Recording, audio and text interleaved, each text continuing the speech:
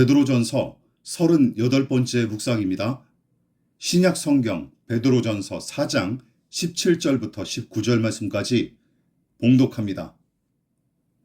하나님의 집에서 심판을 시작할 때가 되었나니 만일 우리에게 먼저 하면 하나님의 복음을 순종하지 아니하는 자들의 그 마지막은 어떠하며 또 의인이 겨우 구원을 받으면 경건하지 아니한 자와 죄인은 어디에 서리요.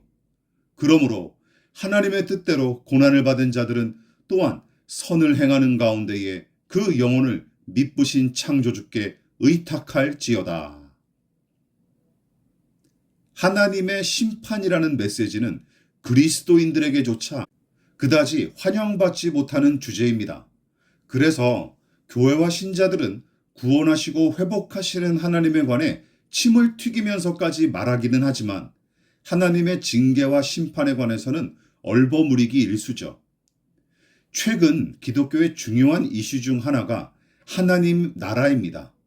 개인과 역사의 종말에 들어갈 하나님 나라뿐만 아니라 지금 여기에 임하는 하나님 나라에 대한 관심이 여느 때보다 높은 시절이죠. 그러나 하나님의 심판과 영원한 형벌, 지옥에 대한 부분은 상대적으로 약화된 듯 싶습니다. 어쩌면 그게 당연한 추세일지도 모르죠. 물론 맹목적으로 하나님의 심판과 지옥 형벌 등을 앞세워서 사람들을 겁박하는 작태도 무관심한 태도 못지않게 악하고 불의합니다. 베드로는 그리스도인의 고난에 대해 이야기하다가 경건하지 않은 자들과 죄인에 대해 심판하시는 하나님을 지금 언급하고 있는 중이에요. 여기서 주목할 점이 있습니다. 먼저 그 심판이 하나님의 집에서 시작한다는 내용이죠. 그리고 그 다음으로 복음을 순종하지 않는 자들과 경건하지 않은 자, 즉 죄인에 관한 심판을 그 다음에 언급합니다.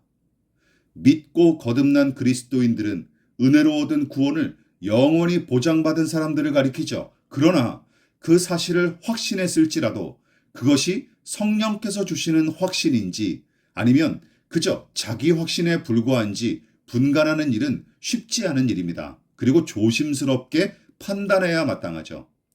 게다가 교회 공동체에 소속되었다는 이유 하나만으로 하나님과의 관계와 구원을 보장받은 거로 착각하면서 제멋대로 방종하게 살아가는 자칭 그리스도인들이 요즘 얼마나 많은지 모릅니다. 무엇보다 작금의 교회와 목회자들과 신자들에게서 끊임없이 발생하는 추문과 비리, 불신자들보다 더 불의하고 경박하기 짝이 없는 작태 등을 보면 집안 청소부터 감행하시겠다는 하나님의 의중을 충분히 헤아리고도 남을 정도입니다. 즉, 받은 구원으로 기고만장하지 않도록 경각심을 주기 위한 교훈인 셈이죠. 베드로의 교훈은 여기서 멈추지 않습니다. 하나님은 노끈으로 만든 채찍으로 성전을 청소하셨던 아들 예수님처럼 집안을 청소하시고 나서 다 이루었다고 쉬시는 분이 아닙니다.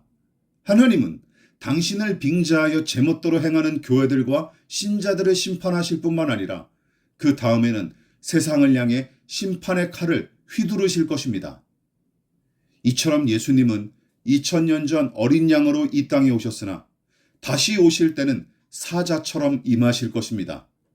성삼위일체 하나님의 존재 따위는 신경 쓰지 않고 제멋대로 사는 인생, 창조의 목적을 벗어나 짐승과 다를 바 없이 사는 인생, 구원하시고 구속하신 예수 그리스도의 공로와 아들을 보내신 하나님의 그 값진 은혜를 무시하고 저 스스로 평생 왕노릇하기 일수인 인생, 하나님의 뜻이나 선하고 의로운 도리 따위는 안중에도 없이 그저 개인의 안락만 악귀처럼 추구하는 인생을 하나님은 심판하실 것입니다. 따라서 그리스도인들은 악인의 성공과 형통을 부러워할 필요가 없습니다. 왜냐하면 그들이 세상에 잇대어 그리고 거기에 구걸하여 쌓은 모든 것은 심판의 불에 흔적도 없이 사라질 것이기 때문이죠.